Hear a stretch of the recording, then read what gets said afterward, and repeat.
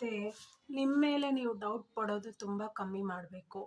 ನೀವೇನಾದರೂ ಬಂದು ಕೂತ್ಕೊಂಡು ಮಾತಾಡ್ತಾ ಇದ್ದಾಗ ಅವ್ರು ನನ್ನ ಬಗ್ಗೆ ಹೀಗೆ ತಿಳ್ಕೊತಾರೆ, ಇವ್ರು ನನ್ನ ಬಗ್ಗೆ ಹೀಗೆ ತಿಳ್ಕೊತಾರೆ ಅಂತಂದಾಗ ನಾವು ಪ್ರೆಸೆಂಟ್ ಸಿಚುವೇಶನಲ್ಲಿ ಮಾತಾಡೋಕ್ಕೆ ನಮಗೆ ಬಾಯಿ ಮುಂದೆ ಬರೋದಿಲ್ಲ. ಆವಾಗ ನಾವು ಸಮಾಜದ ಮುಂದೆ ವೀಕ್ ಆಗ್ತಾ ಹೋಗ್ತೀವಿ.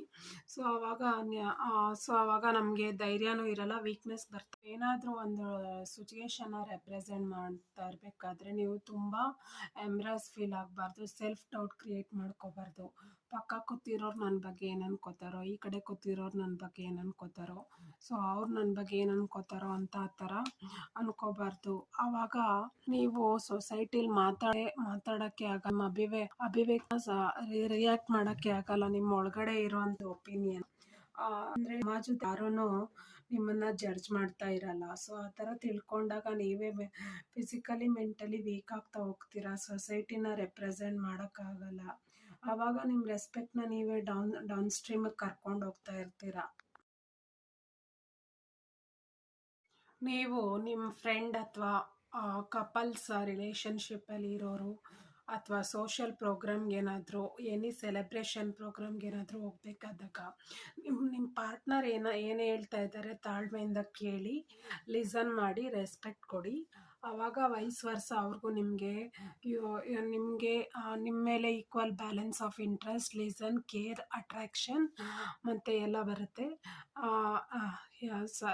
ಸೋ ಮಚ್ ಆಫ್ ಪೀಪಲ್ಸ್ ಬಂದು ಕೌನ್ಸಿಲಿಂಗ್ ಹೋಗ್ತಾರೆ ಸೈಕ್ಯಾಟ್ರಿಸ್ಟ್ ಹತ್ರ. ಸೊ ಸೆಲ್ಫ್ ರೆಸ್ಪೆಕ್ಟ್ ಅದು ಆನ್ಸರ್ ನಿಮಗೆ ಗೊತ್ತಿರುತ್ತೆ. ಸೊ ಅದನ್ನು ಹೆಂಗೆ ಎಕ್ಸಿಕ್ಯೂಟ್ ಮಾಡೋದು, ರೆಸ್ಪೆಕ್ಟ್ಫುಲ್ಲಾಗಿ ಇಬ್ಬರು ಹೇಗೆ ನಡ್ಕೊಳ್ಳೋದು ಅಂತ ಅವರು ನಿಮ್ಮಲ್ಲಿರೋ ಸೊಲ್ಯೂಷನ್ನೇ ನಿಮಗೆ ಬ್ರೀಫ್ ಮಾಡ್ತಾ ಹೋಗ್ತಾರೆ. ಸೊ ಈ ಥರ ನೀವು ರಿಲೇಷನ್ಶಿಪ್ನ ಮೇಂಟೈನ್ ಮಾಡಬೇಕು. ಸೊ ರಿಲೇಷನ್ಶಿಪ್ ಒನ್ ಸೈಡೆಡ್ ಇದ್ದಾಗ ನೀವು ಅದಕ್ಕೆ ವರ್ಕ್ ಮಾಡೋದ್ರಿಂದ ಏನೂ ಪ್ರಯೋಜನ ಇಲ್ಲ. ಆ ರಿಲೇಷನ್ಶಿಪ್ ಎರಡು ಕಡೆನೂ ಇದ್ದು ಬ್ಯಾಲೆನ್ಸ್ಡ್ ಆಗಿ ಇರೋ ಥರ ನೀವು ನೋಡ್ಕೋತಾ ಇರಬೇಕು. ಸೊ ಈ ಥರ ನೀವು ಒಂದು ರಿಲೇಷನ್ಶಿಪ್ನ ಮೇಂಟೈನ್ ಮಾಡಬೇಕು. ಸೊ ಇದಾಗಿತ್ತು ಇವತ್ತಿನ ವ್ಲಾಗ್. ಸೊ ರಿಲೇಷನ್ಶಿಪ್ ವ್ಯಾಲ್ಯೂಸ್ ಬಗ್ಗೆ ತಿಳ್ಕೊಂಡ್ರಿ ಅಲ್ವಾ. ಸೊ ಇನ್ನೂ ಅಪ್ಡೇಟ್ಸ್ ಬೇಕಾದರೆ ಲೈಕ್, ಶೇರ್, ಕಮೆಂಟ್ ಮಾಡಿ. ಸೊ ಯಾವ ಥರ ಸಬ್ಜೆಕ್ಟ್ಸ್ ಬಗ್ಗೆ ಅಪ್ಡೇಟ್ಸ್ ಬೇಕು ಆ ಥರ. So Suma signing off from Suma.Chumi channel. Thank you. Bye.